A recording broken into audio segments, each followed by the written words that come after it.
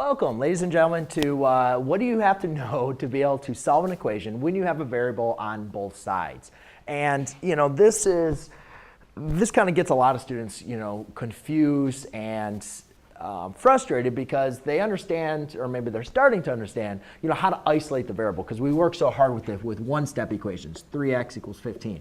What's happened to the variable? Undo it, right? And then we apply an extra operation. x2 minus 4 equals 12. And now we say, okay, now we have to undo what's happening to the variable, but we have to follow the reverse order of operations. So we undo subtraction first on both sides, and then we undo multiplication on both sides.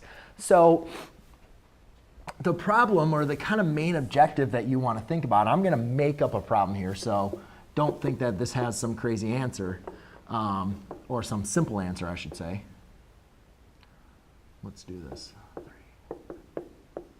Okay, so what do you have to know to kind of get to this? What we're trying to do is you have to understand we have to get the variable by itself, and we have to get it on the same side.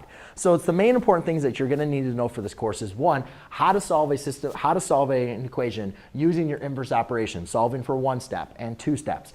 The next thing you need to know how to do is knowing how to get the variable on the same side. So actually, and one last thing before I get going, is also how to simplify your expression. So right now, I can't get my variable to the other side, right? I gotta solve for my variables. I gotta get them by itself. So you have to make sure you know how to simplify a side of an expression. Simplify this. I can apply this derivative property, right? 3x minus 3 equals 3x minus 4.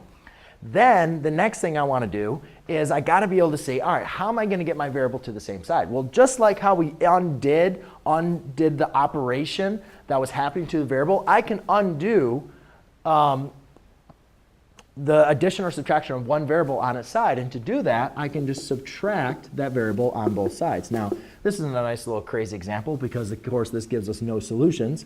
A nice way to give an introductory video. Good job, Mr. McLogan. But anyways, since those don't equal to each other, that's going to be no solutions. But that's another good point for us to say, what is it you need to understand for this course? Well, one thing you need to know is when we have x equals a number, then we have a solution.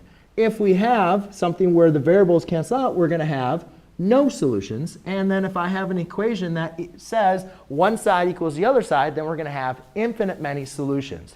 So again, just to kind of go through the things you're going to need for this course is how to solve one step, two step, and multi-steps. And the most important thing is not only how to simplify your side, but how to get the variable to the same side using our using our properties of equality. Then once you go through there, we're going to talk about how to determine what type of solution we're going to have.